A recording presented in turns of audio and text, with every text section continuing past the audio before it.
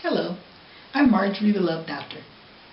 Welcome to Wind Beneath His Wings School of Marriage.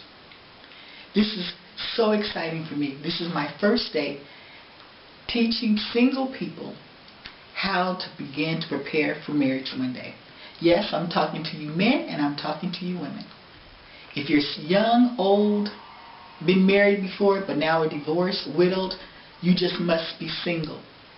And single just doesn't mean, never being married. It means you are now not walking in a marriage. That's what I mean by single.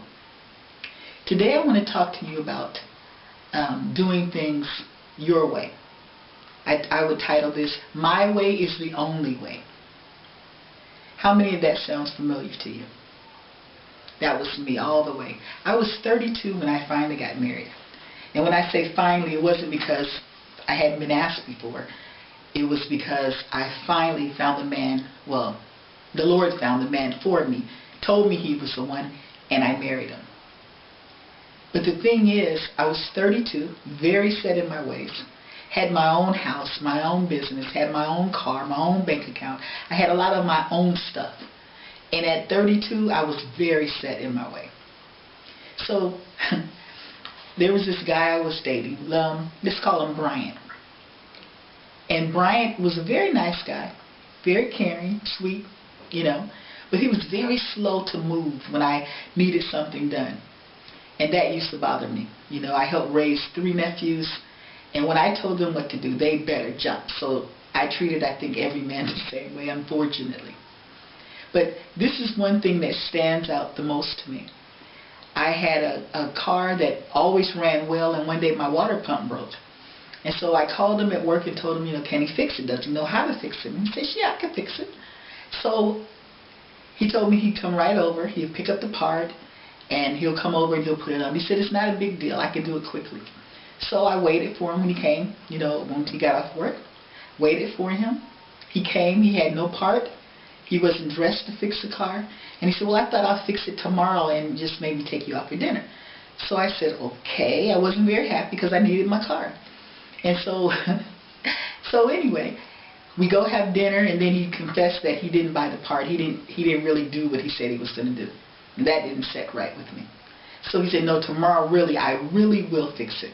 So I said, okay, no problem. I tried not to get mad. I tried to be calm, The next day he came over. He still didn't have the part. He made up another excuse. And by this time, I was so fuming, I just decided I'll do it myself. I was one of those kind of people, the only way things can get done right is if I do it myself. I knew it. I knew it. I didn't say it to him, but in my mind, that's what I was saying. So when he didn't come and fix it, on the 3rd day, I called my boss, told her I need to take the day off to have my car fixed. And I was going to fix it myself. I was determined. So I called the nearest auto part place, and I told them my make, my model of the car, and what year it was. They handed me the part. I said goodbye. I went back home, lifted up the hood of my car, and was determined to fix it myself.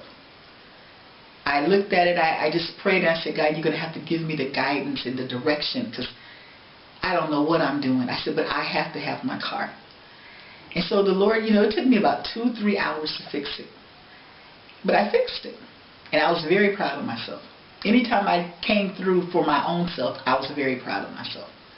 So what happened was, Bryant came over to finally fix the car after work. And I was very proud to say, I fixed it. I said, it's already done. And so he looked at me and he said, what do you mean? Did another guy fix it? I said, no, I fixed it myself. Being so proud, and I guess I was a little bit arrogant as well. And I said, no, I fixed it myself. And I was just proud thinking he was going to say, good job. No, he said, figures. And I said, what do you mean by that? He said, you always doing things for yourself. If no one moves as fast as you say, you'll do it yourself. You always do that. He said, you know what? If you don't change your ways, no man in his right mind is going to want to marry you. And of course, that really made me mad. So he got mad, I got mad, we parted. He went his way, I went in the house. And I didn't like that, but it bothered me what he said. And I was thinking, I'm not like that. I didn't want to believe that if it's not my way, it's no way. I mean, I was always preaching that up to other people, but I didn't realize it had crept into my own life over the years. So I thought about it. I thought about it, and I thought about it. And so I called him to make him explain himself to me, because maybe, just maybe, he was thinking something else. I didn't want to own up to what was really presented before me. And then the Lord said to me, remember, I've been telling you about that. I've been telling you, you have to give people a chance to do things their way. They were raised in a different house. They were doing things differently. Everything doesn't have to be your way. So okay. So I dealt with it, and I heard what he said. I was not happy. And then I realized that I needed to repent to him. So I did. And then I started trying to change. I started trying to, if someone said they were going to do something for me, I would let them do it. I would wait until, even if it took them a week to do what they said they were going to do. Because I was always a person of my word. And so when I say something, you can set your clock to it that I would do it. But I had to realize everyone is not like me. So what I did, I just every day tried to make different changes in my life. You know, I didn't realize that things just had to be just so in my room. I had certain things a certain way, and I liked it to be that way. Like I had a dining room table in my room, and I always had it set for a romantic dinner, just in case Mr. Right came, and just in case, you know, those just in case kind of things when you're single. And I wanted everything set just so. Don't anybody come in my room and touch anything. I didn't like it.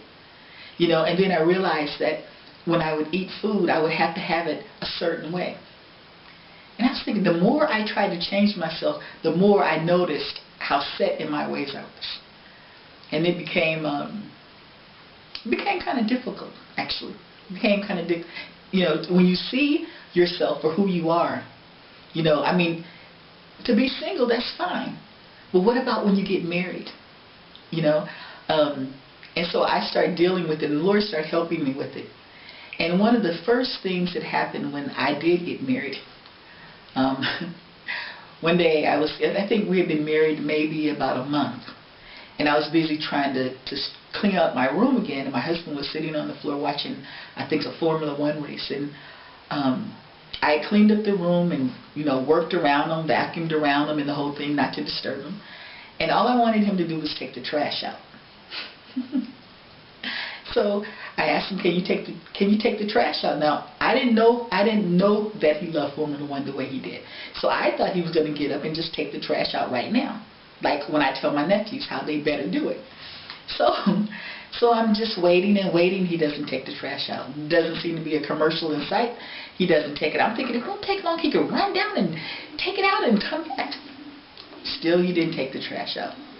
So I put a knot in the trash, and I took it out of the bin, and I set it next to him, thinking he'll get the point now.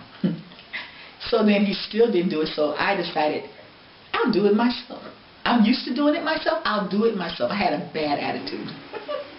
So as I went to pick up the trash, I picked it up like this, all abrupt, and the Lord said, drop it like that. Just drop it. And I opened my hand like that, and the bag fell to the floor. And my husband looked at me. Whoa. He said, you just saved your marriage. My eyes got real big. And the Lord said, I thought I taught you. But here you are still trying to do it your way. And that really scared me. I mean, my husband said, you just saved your marriage.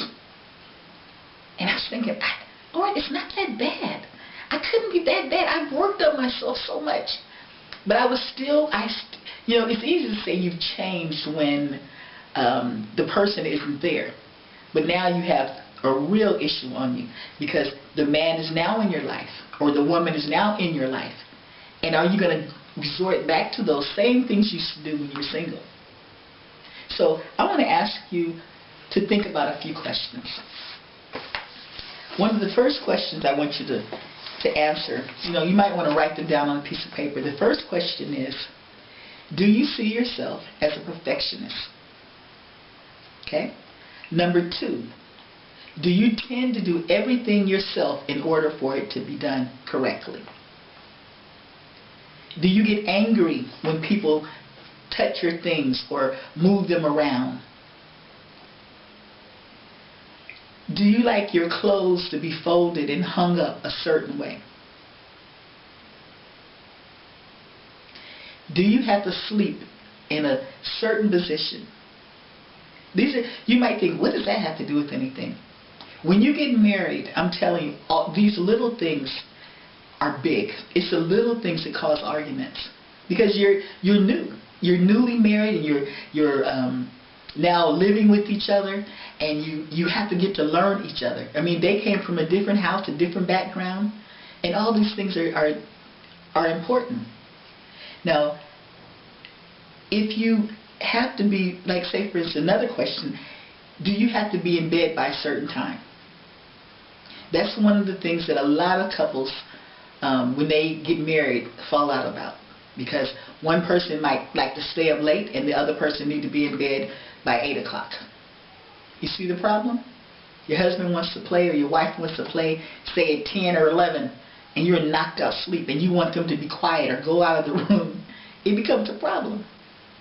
So my way is the only way. You need to make a decision. Answer these questions as honestly as you can. Now, after you've answered these questions, I want you to get another sheet of paper. And on this separate sheet of paper, I want you to put a star by anything you don't think you can change. And then after you do that, being honest with yourself, then I want you to write down those things that you don't think you can change. Write down what kind of an influence will that have in a marriage, do you think? I mean, after you think about it. And then you just, being as honest as you can, find a solution. Are you going to need to compromise? What are you going to do? Or are you just going to be hard-nosed and say, well, they'll just have to get over it? Because at one point, that's what I was thinking. They just have to get over it. I'm 32. I'm not about to change. And marriage is one of the fastest change agents. No matter how you say you're not going to change, I mean, that's what I said. A lot of people say that when you're single, because when you're single, you can think like that. You don't have to consider anyone else's feelings. But when you're married, it's different. So my way is the only way doesn't work, especially when you're married. So think about it. Get back to me on my email address or Facebook message or on the YouTube comments, okay? I'd love to hear what you have to say. God bless you. And I'll see you again next week. Same place, same time. Be blessed.